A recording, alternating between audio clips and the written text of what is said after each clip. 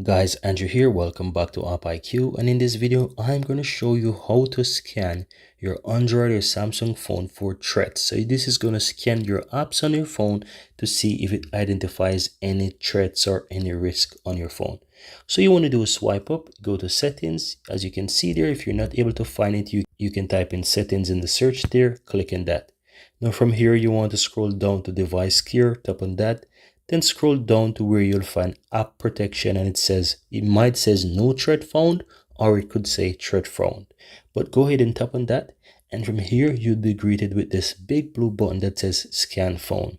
You can tap on scan, and this is going to quickly scan your phone. As you can see that it says app protection, so it's going to take some time to scan your phone, and you just want to allow this to complete. This is going to go through all the applications you have on your phone, and as you can see, it's listing all my applications there.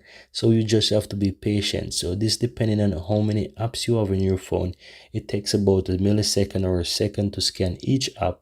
And as you can see, it's really working very fast. Mine is just about 30%, so let's allow it to complete. There you have it, guys. My phone is reached 100% and it has detected no threats. And this is how you can easily go ahead and scan your phone to see if there's any threats by using the app protection scan there on your Android or Samsung phone. And that's all there is to it. Very easy and very simple.